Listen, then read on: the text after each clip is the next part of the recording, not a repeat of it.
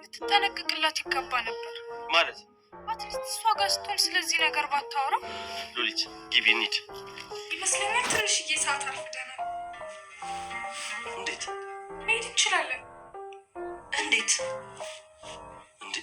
ማለት ፋይሉማ ጭንቅላቴ ውስጥ ነው። የምርሽ ነው? አዎ ፍጥር ብለን መሄድ እንችላለን። እርግጠኛ ነሽ? አሁን ሄዳው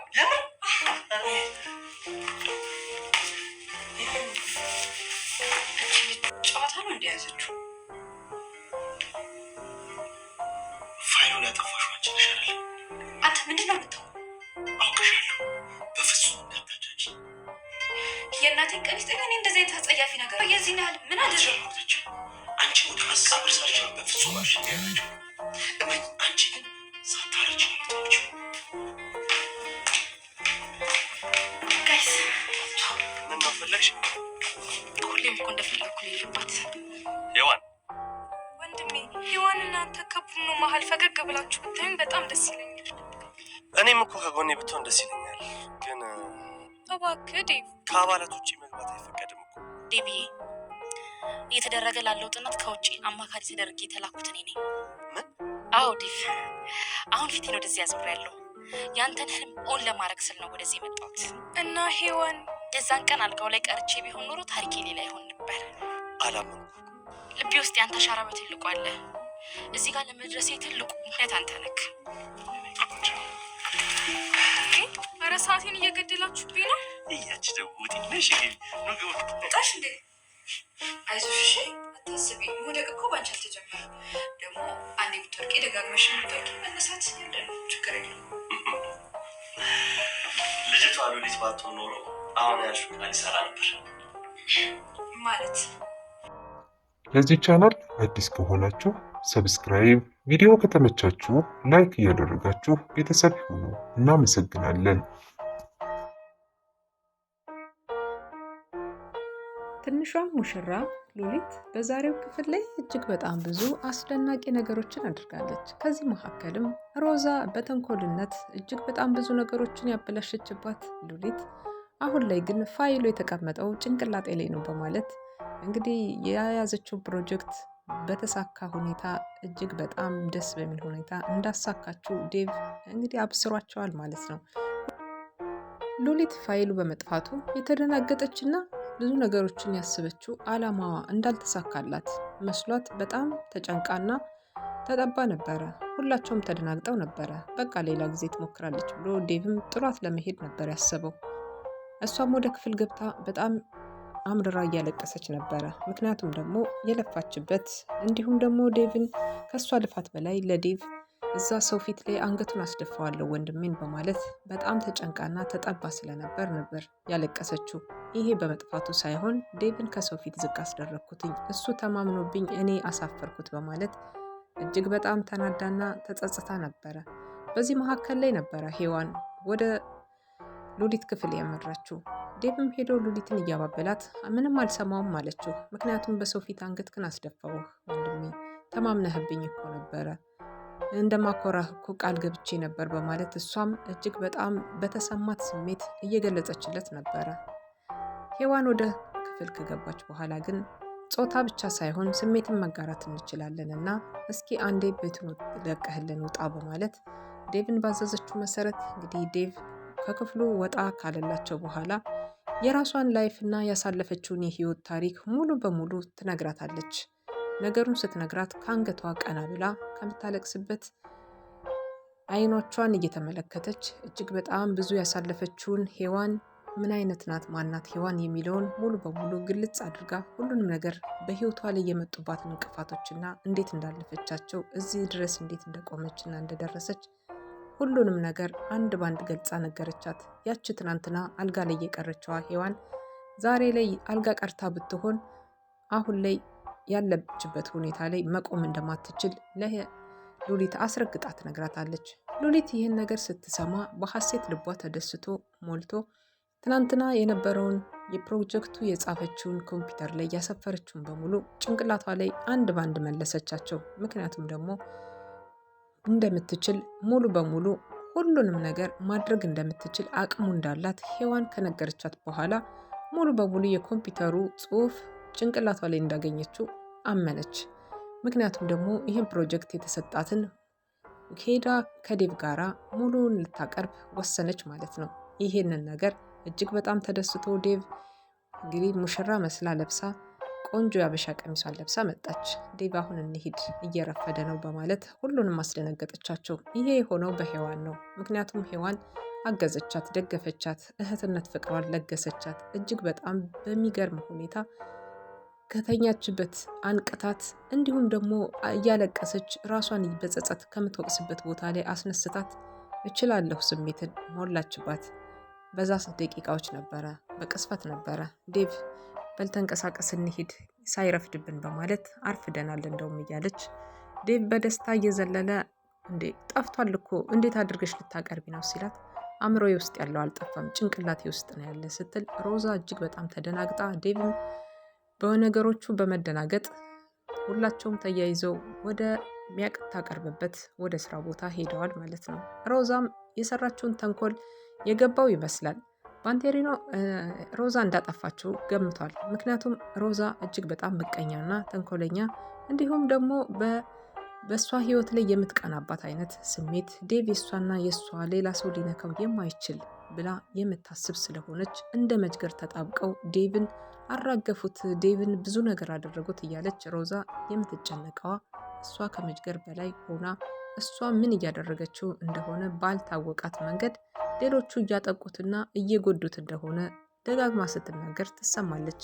ሮዛ በፍቅርም እንዲሁም ደግሞ በመውደድም ስሜት ውስጥ በብዙ ነገር ውስጥ እያለፈች ብትሆንም ለዴቭ ያላት ስሜት የተለየ ቢሆንም ግን ደግሞ በብዙ ነገር በጥቅም የተሳሰረ ህይወት ነው ያላት ከዴቭ ጋራ።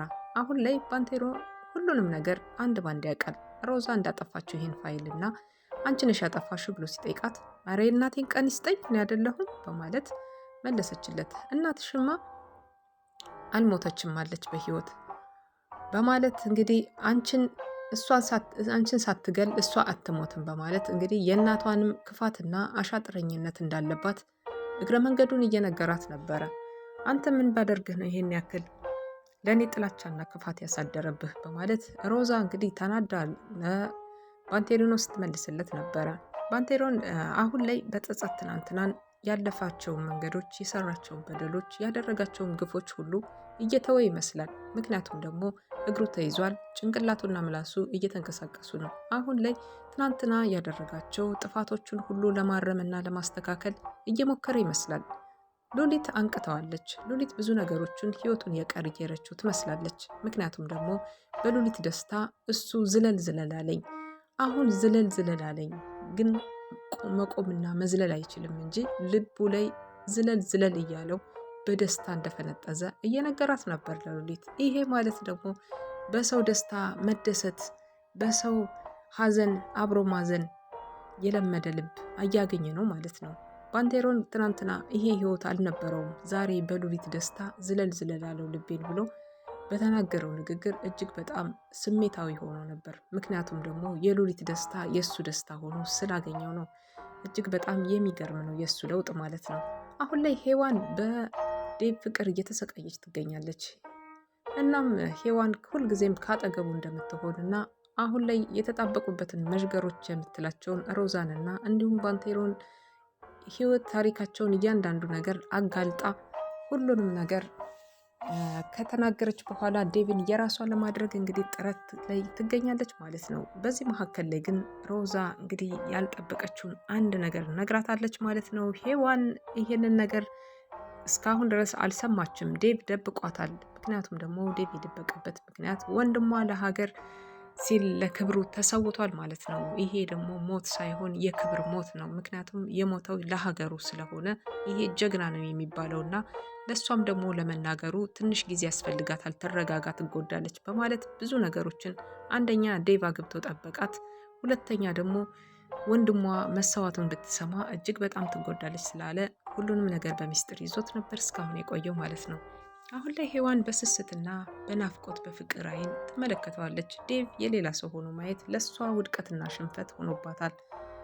አሁን ላይ ሔዋን ሁሉንም ነገር ትታ ከዴቭ ጋራ ህይወቷን በሙሉ ብትኖር በደስተኝነት ትቀበለዋለች። ግን ይህንን ማድረግ አይችልም ዴቭ፣ ምክንያቱም በትዳር ተሳስሯል። ከዛም በላይ ደግሞ አሁን ላይ የሌላ ሰው የሆነ ልጅ ያንተ ልጅ ነው ተብሎ እንግዲህ በደስታ እየፈነጠዘ ይገኛል። አባት ልሆን ነው በማለት እሱ በጉጉት የሚጠብቀውን ከሮዛ የሚወለደውን ልጅ እየጠበቀ ይገኛል።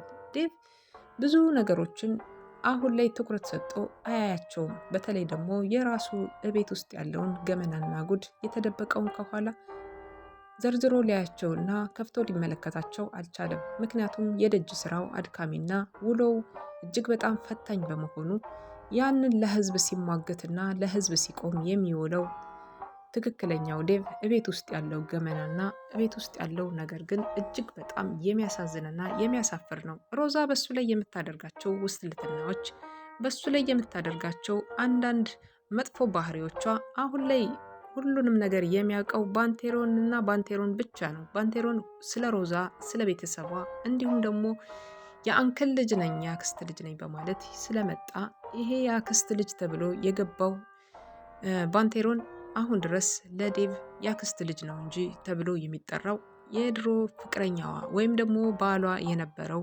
ባንቴሮን እንደሆነ አያውቅም ማለት ነው። ይሄንን ባወቀ ጊዜ ምን ይፈጠር ይሆን? እንዲሁም ደግሞ ሮዛ አሁን ላይ ጽዋዬን ከፍ ላድርግ እያለች በደስታ እንግዲህ ጽዋዋን ከፍ እያደረገች ትገኛለች። ያ ደስታ ለማን ነው ካላችሁ ጽዋውን የምታነሳው የነበረችው እንግዲህ ጽዋዬን ላንሳ እያለች የነበረችው መጠጡና ማሆኑ ነው። መጠጡ የምታነሳበት ምክንያት ሉሊት ከምትፈተነው ፈተና ወድቃ ትመለሳለች። በዛ ሰዓት የእሷን ሀዘን ማየት እጅግ በጣም አስደስቷት መሆኑ ነው።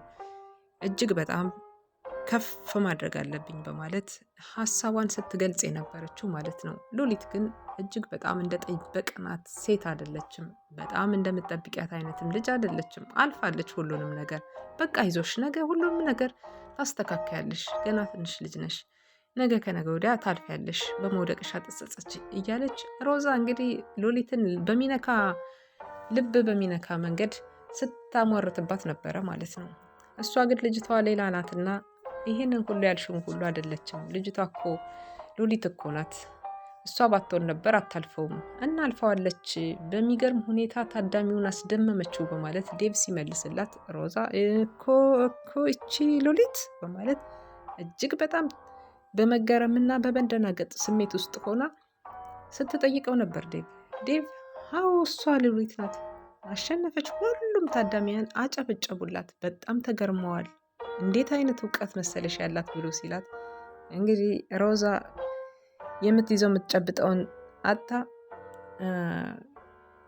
ፕሮግራማችን እንደተጠበቀ ነው አይደል ሮዛ ዛሬ ሲላት አይ በፍጹም፣ ምክንያቱም ደግሞ የሉሊት ማለፍ ስላናደዳት ፕሮግራሙ እንደሰረዘችው እና ሉሊትም ደግሞ በእሷ ህይወት ላይ ጣልቃ እየገባችባት እየመሰላት ስለሆነ ሮዛ ተናዳ ጥላቸው ወደ ኋላ ነበር የሄደችው ማለት ነው። ይሄ ማለት ደግሞ ዴቭም ተከትሏት እየሮጠ ሲሄድ ለእኔ ጊዜ እየሰጠኸኝ ባለመሆኑ ነው ይሄ ሁሉ ነገር የሚፈጠረው፣ አንተ ዝም ብለህ ዙር ሁላቸውንም እየተሸከምክ በማለት እሷ በጣም ተናዳበታለች ማለት ነው። አሁን ላይ ሮዛ ብትናደድም ባትናደድም እንግዲህ ልጁን የተሸከመችው በሆዷ የእሱ ጽንስ ይሁን አይሁንም ባይታወቅም ሮዛ ጸባያ የተቀያየረበት ሉሊት ከመጣችበት ጊዜ ጀምሮ ነው። ቅናት አድሮባታል። እሷ ብቻ እንድትሆን የሱ የዴቭ እንድትሆን ትፈልጋለች። አሁን ላይ ደግሞ ሉሊትና እንዲሁም ደግሞ ሔዋን ፒስ ናቸው። አንድ አይነት ባህሪ ያላቸው፣ መተሳሰብና መግባባት እንዲሁም ብዙ ነገሮችን ማሳለፍ፣ ብዙ ችግሮችና ፈተናዎችን ተፈትነው ያለፉ እንቁዎች ናቸው። ሁለታቸውም መስማማታቸው፣ ባህሪ ለባህሪ መጋጨታቸው፣ መገናኘታቸው ዴቭን ያስደነገጠው ነገር ብዙ ነገሮች አሉና በጣም ደስ ብሎታል። ግን ደግሞ አሁን ላይ ዴቭዬ አንተ እኮ የኔ ብቻ የኔ ዴቭዬ ስትል ራሱ በጣም በስስታ የሚመለከታትም ሉሊት ግን ይሄንን ህይወቱን ታሪክ ትናንትና የነበረውን የፍቅር ግንኙነት ከሔዋን ጋራ እንድታቀበት አልፈለገም ማለት ነው ዴቭ። ለዛ ነው ምክንያቱም ባለትዳር ስለሆነ አዲስ ህይወት ስለጀመረ። ግን ምን ሊያደርጋት አልቻለም። አሁን ላይ እየወደዳት እያፈቀራት ያቺ የሚናፍቃት ሔዋን፣ ስንት ዓመት የጠበቃት ሔዋን እንግዲህ ዳግም የእሱ እንደማትሆን ልቡ አሳምኖታል ማለት ነው። ሆነም ቀረም ግን በስተመጨረሻ ሔዋን የዴቭ እንደምትሆን 100% እርግጠኛ ነኝ። ሮዛም ደግሞ እንዳላት ባንቴሮን እንደሚነግራት እንደነበረ የማንም መጫወቻና ጎዳና እንደምትወድቅ ለወደፊቱ ቀሪ ህይወቷ የተበላሸና የሚያስጠላ እንደሆነ እንደነገራት እንደዛ ይቀጥላል ማለት ነው። የሮዛ እናትስ ማን ናቸው? የሮዛ እናት እንዴት ናቸው? የሚለውን ደግሞ በቀጣይ እንግዲህ ሁሉንም ነገር ፍንትው አድርጎ በፊልሙ እንደሚያሳዩን ተስፋ እናደርጋለን። መልካም ጊዜን እየተመኘውላችሁ ከዚህ ውስጥ ሰናበታችኋለሁ።